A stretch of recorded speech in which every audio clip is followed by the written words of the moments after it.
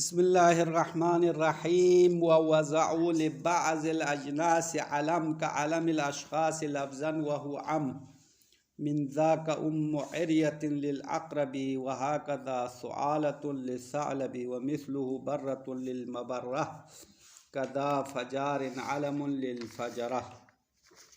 علم کی گفتگو یہاں تک ختم ہوگی. جیسا کہ پہلے علم کی شروع میں بتایا، علم کے دو قسم ہے. وہ ہوا قسمان، کہا تھا نہیں کہا تھا علم الشخص و علم الجنس. تو علم شخص کی بات تو ختم ہو گئی یہاں تک. آج علم جنسی کی بات کریں. علم جنس تو جس طرح کسی جزئی کے لیے علم وضع کرتے ہیں، لوگوں کے لیے، چیزوں کے لیے، جانوروں کے لیے نام رکھتے ہیں، اس کو علم شخص کہتے ہیں. علم شخصی یعنی منطق کے لحاظ سے جزئی، مفہوم جزئی کے لیے علم وضع کرتے ہیں. اسی طرح جنس کے لیے علم وضع کیا ہے. بعض جنس کے لیے، جنس کو آپ منطق میں اگر پڑھا ہے کلی جزئی کا بعض، تو یہ مفہوم کلی کو جنس کہتے ہیں، جس کے اندر بہت سارے افراد ہوتے ہیں. اجناس جنس کی جمع ہے. جنس کے اندر کیا ہوتا ہے؟ بہت سارے افراد ہوتے ہیں. تو اسماء اجناس تو بہت ہے. اب ان اجناس میں سے بعض کے لیے علم وضع کیا ہے.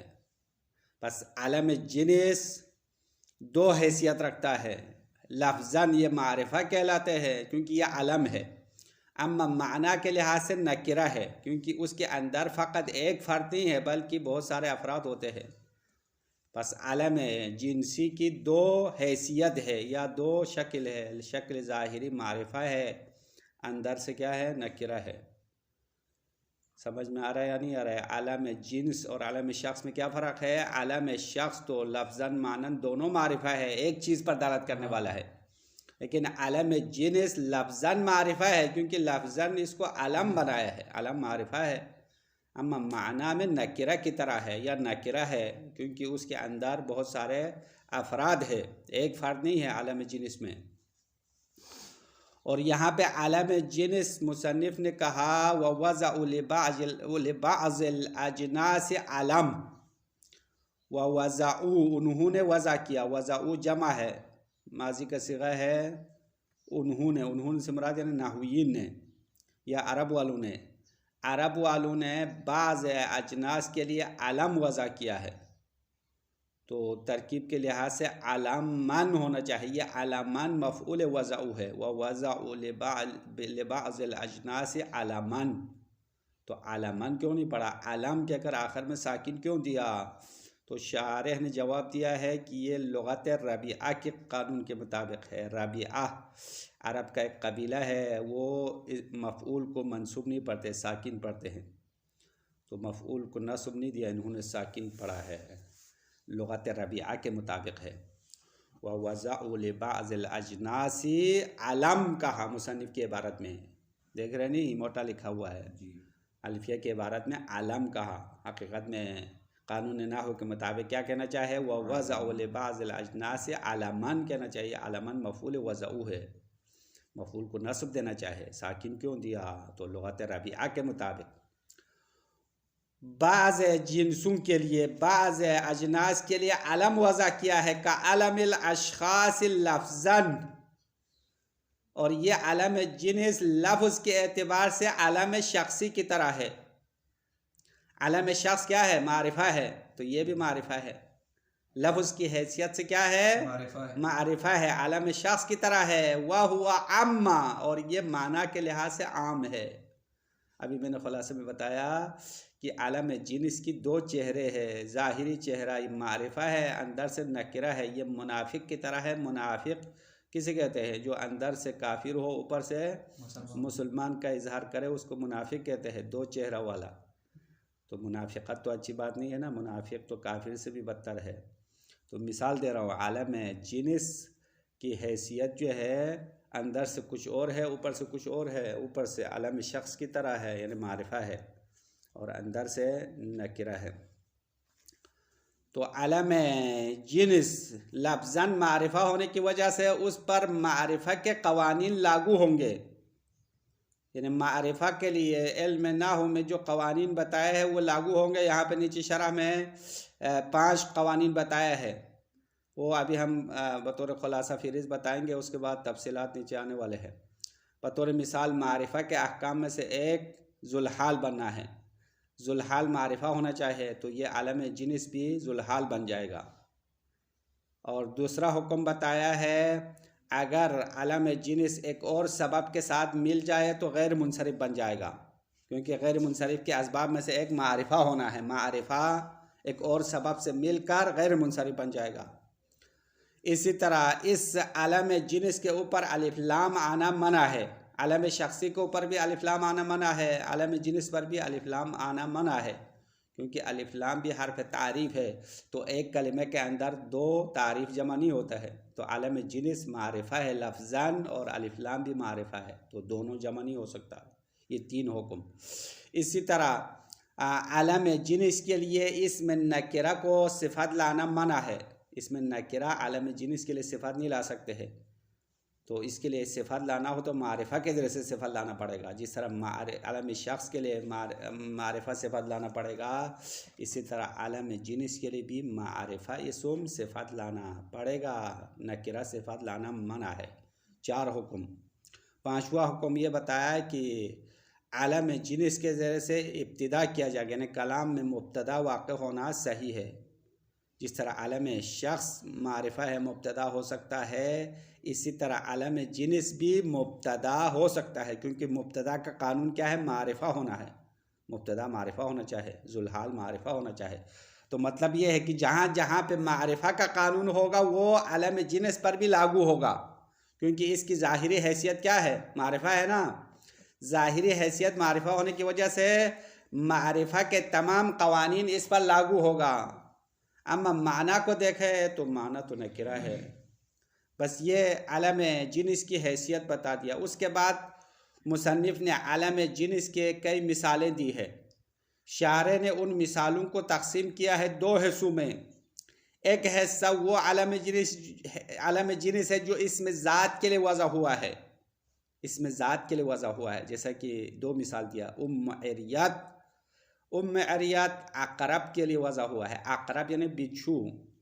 بچھو دیکھا نہیں دیکھا؟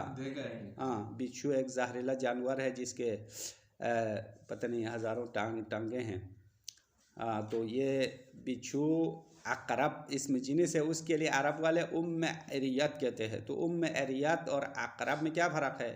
عقرب سادہ جنس ہے، ام عریت عالم جنس ہے، یعنی عقرب کے لیے نام رکھا ہے ام عریت۔ تو عقرب اسم ذات ہے، یہ اسم معنی نہیں ہے، اسم ذات ہے۔ اسی طرح اسم ذات کے لیے عالم جنس وضع ہونے کی دوسری مثال دیا ہے سعالۃ للثعلبی۔ سعالہ علم بنایا ہے لومڑی کے لیے، ثعلب کہتے ہیں لومڑی، جنس لومڑی، اور سعالہ اسی جنس کے لیے علم بنا دیا۔ یہ دونوں اسم ذات۔ اس کے بعد بعض عالم جنس اسم معنی کے لیے وضع ہوا ہے۔ اسم معنی اور اسم ذات میں فرق کچھ سمجھ میں آ رہا ہے نہیں آ رہا ہے؟ پہلے کتابوں میں اگر پڑھا ہے، منطق میں بھی اس کی جو ہے بحث آئی ہے۔ ایک ہوتا ہے عرض ہوتا ہے، ایک جوہر ہوتا ہے منطق کے اصطلاح میں۔ اس کو سمجھو، سمجھنے کی کوشش کرو، اوپر سے ہوا میں جانے کی کوشش نہ کرو۔ ہاں، ایک چیز اسم ذات کہلاتا ہے۔ اسم ذات وہ چیز ہے جو بذات خود قائم ہے، اس کے وجود کے لیے، وجود میں رہنے کے لیے کسی اور موضوع کی ضرورت نہیں ہے۔ جیسا کہ انسان ہے، پتھر ہے، شجر ہے، ان کو کہتے ہیں اسم ذات۔ منطق کے اصطلاح میں جوہر کہتا ہے۔ جوہر کی تعریف یہ ہے کہ الموجود لا فی موضوع، یعنی وہ وجود جو کسی موضوع کے اندر نہیں پایا جاتا ہے، خود اپنے پیر پر کھڑا ہے، اس کو کہتے ہیں اسم ذات۔ نحو کے اصطلاح میں جوہر کہتے ہیں، منطق کے اصطلاح میں۔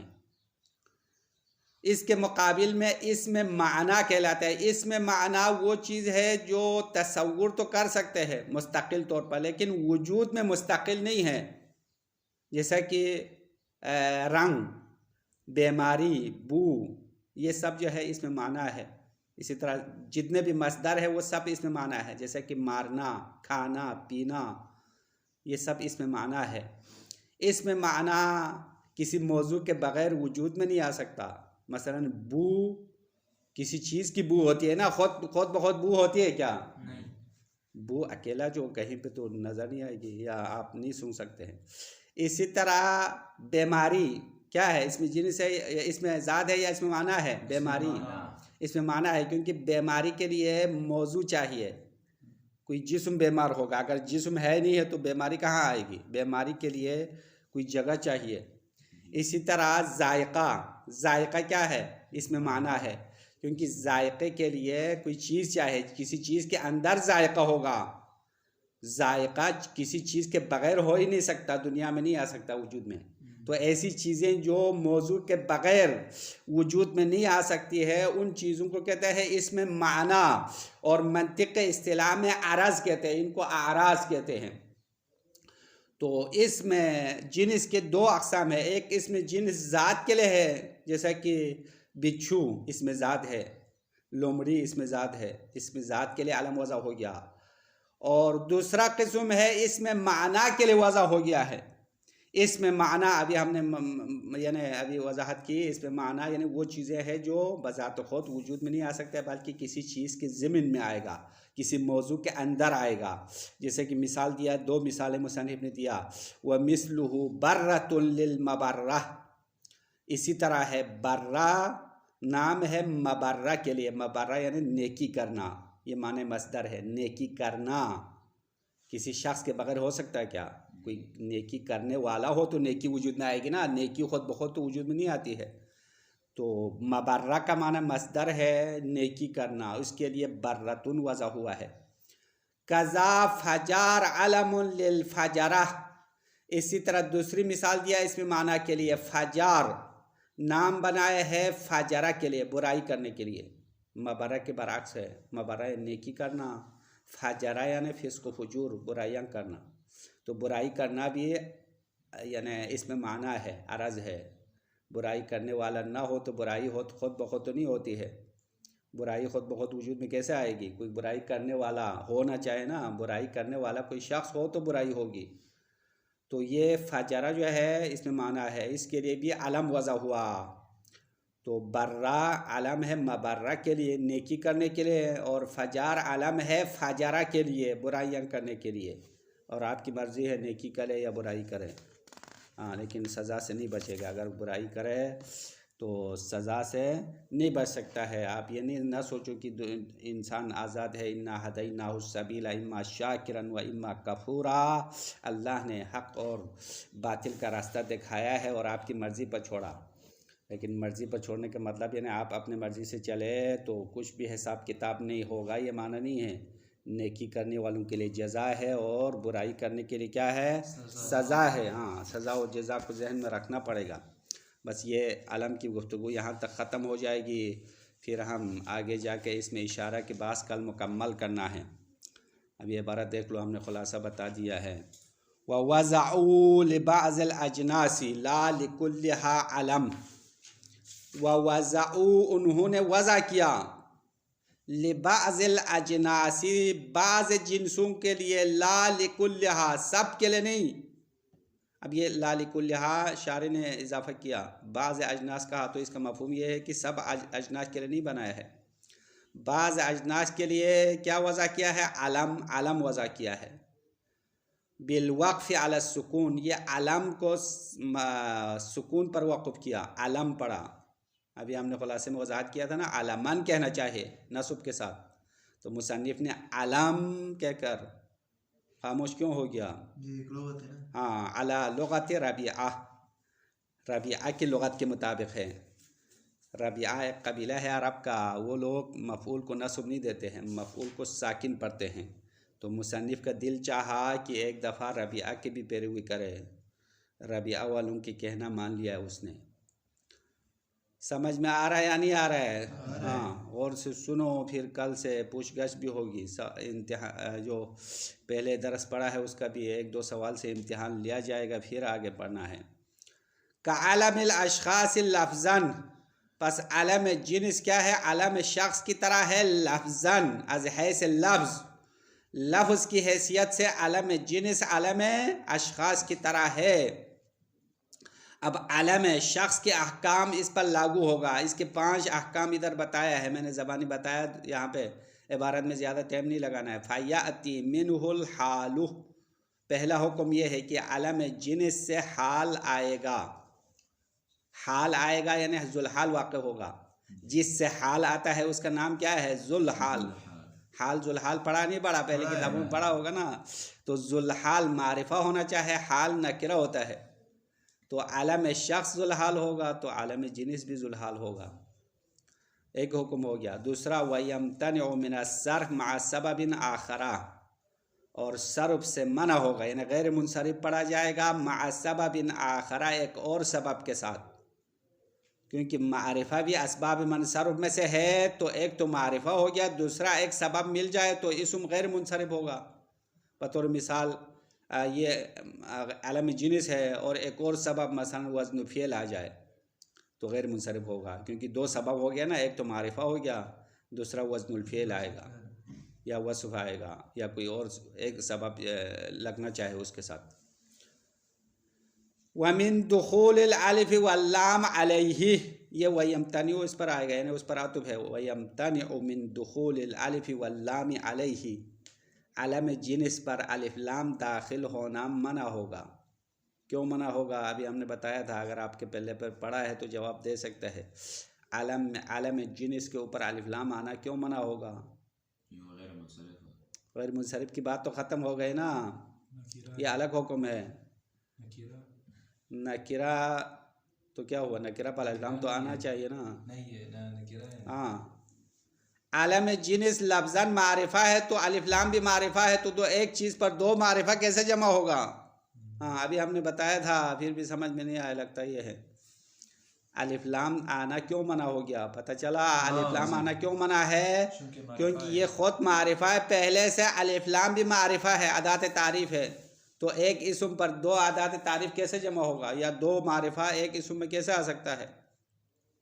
اس لیے الف لام آنا منع ہے.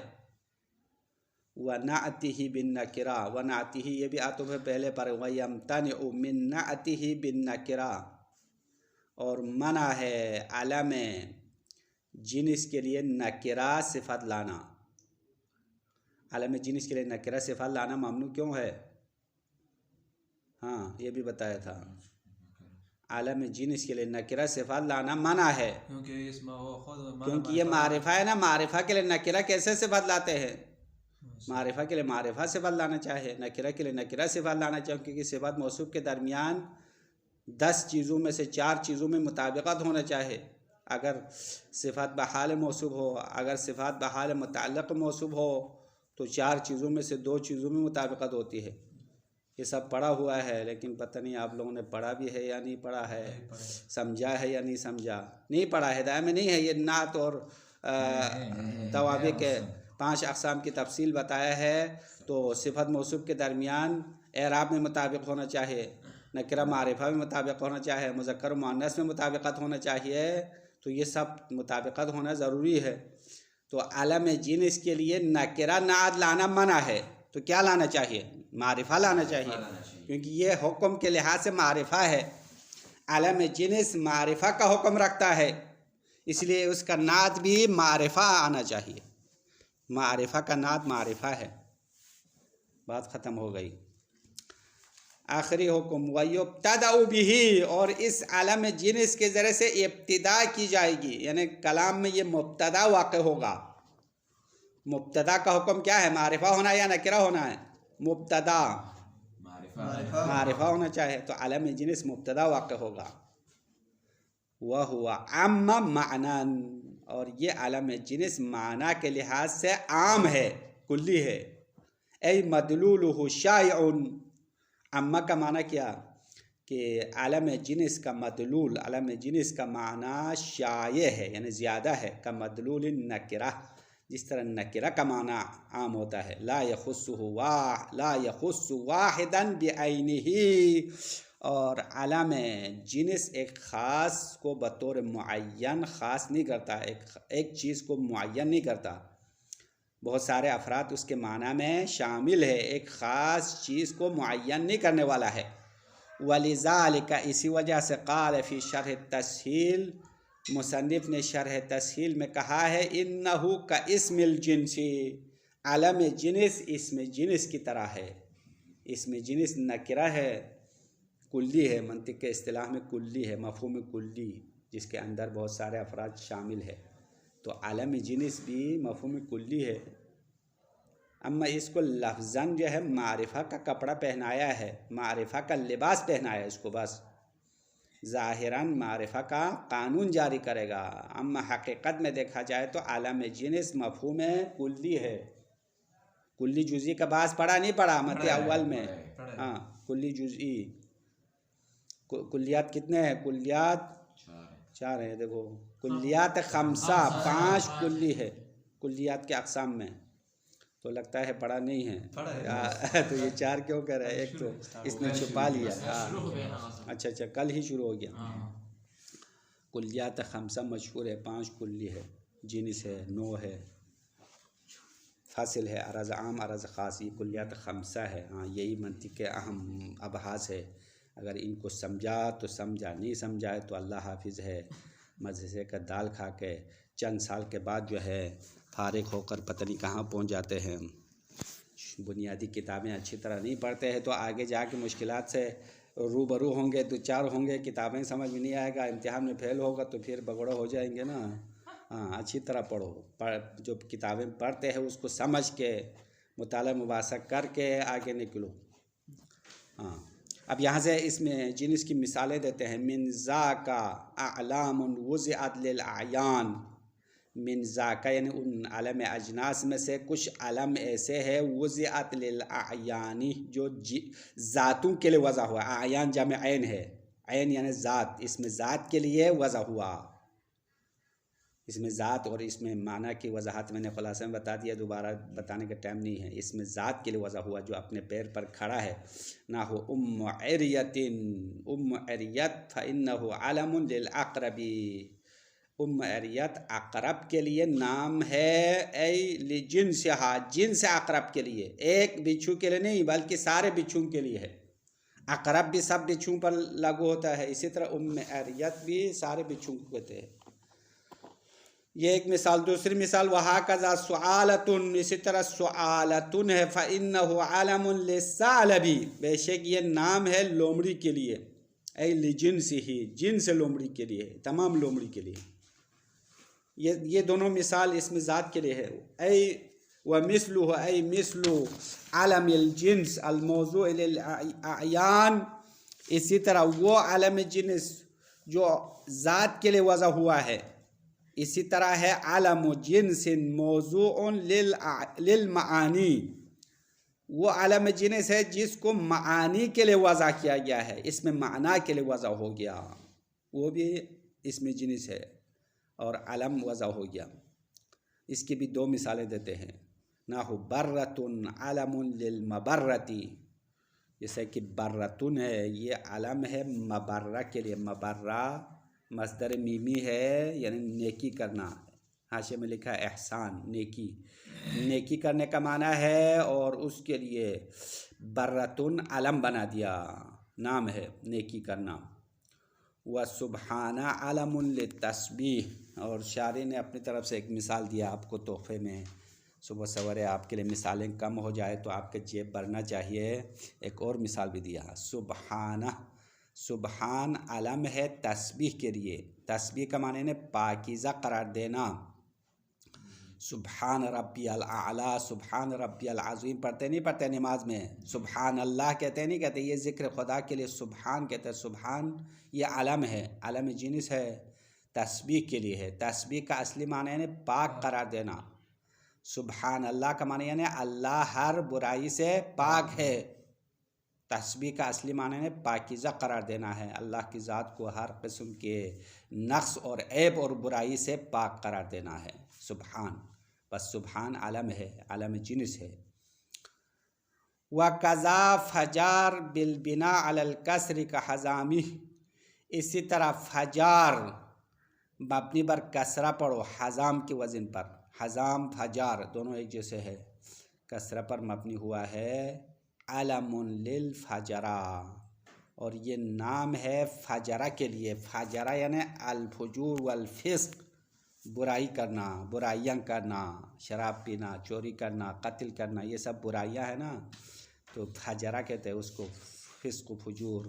تو فسق و فجور کرنے کے لیے بھی علم وضع ہو گیا ہے کلام عرب میں بسکون الجیم. فاجرہ پڑھو، فاجرہ نہیں. ابھی ہم نے پڑھنے کے دوران تھوڑا غلطی کی، فاجرہ نہیں، للفجری. ہاں فاجرہ، جیم ساکن کے ساتھ پڑھنا ہے، فاجرہ. ہاں ایک اور مثال شاعری نے اپنی طرف سے دیا، وَيَسَار لِلْمَيْسَرَةِ. اور یسار علم ہے میسرہ، جوا کھیلنے کے لیے. میسرہ عربی میں کہتے ہیں جوا کھیلنا. جوا کھیلنا کیا ہے؟ گناہ کبیرہ ہے. قرآن میں بھی منع کیا ہے کہ ان الخمر والمیسر والانصاب والازلام رجس من عمل الشیطان فاجتنبوہ. قرآن کی آیت ہے. میسرہ وہی جوا کھیلنا جس میں ہار اور جیت پر جو ہے کیا ہے، ایک دوسرے کو چیزیں دینا ہوتا ہے نا. جوا کھیلنا جو باقی جو کھیل ہوتے ہیں ان میں جو شرط رکھتے ہیں نا وہ حرام ہے. جو شرط کے ساتھ کھیلا جاتا ہے نا وہ سارے جو ہے حرام ہے. فقط 2 کھیلوں کی اجازت ہے شریعت میں، وہ گھوڑ سواری اور تیر اندازی. یہ 2 جو ہے شرعاً جائز ہے، اجازت دی گئی ہے. باقی سارے جو کھیل ہے جس میں شرط بندی ہے، یعنی جیتنے والے کو ہارنے والا دینا ہوتا ہے، تو یہ حرام ہے. اور جوئے میں بھی یہ مسئلہ ہوتا ہے کہ جوئے میں ہارنے والا اپنا سب کچھ کھو دیتا ہے اور بغیر کسی وجہ کے دوسرا اس کا مال کھا جاتا ہے. حتیٰ کہ کہتے ہیں کہ اپنے بیوی کو بھی اس کو دیتے ہیں، سنا ہے. بس یہی نا، جوئے میں تو ہر قسم کی برائیاں ہوتی ہے. اسی لیے قرآن نے منع کیا، جوا کھیلنا حرام ہے، گناہ کبیرہ ہے. تو یہ مثال دیا. ہاں مثال وَيَسَار لِلْمَيْسَرَةِ. بس یہاں تک علم کے بارے میں ساری گفتگو ختم ہو گئی ہے، اور کل سے انشاءاللہ اس میں اشارہ کے بعد شروع کرنا ہے. اگر ٹائم ہو تو ہم آگے بھی شروع کریں گے. کافی ہے. وصلی اللہ علی محمد.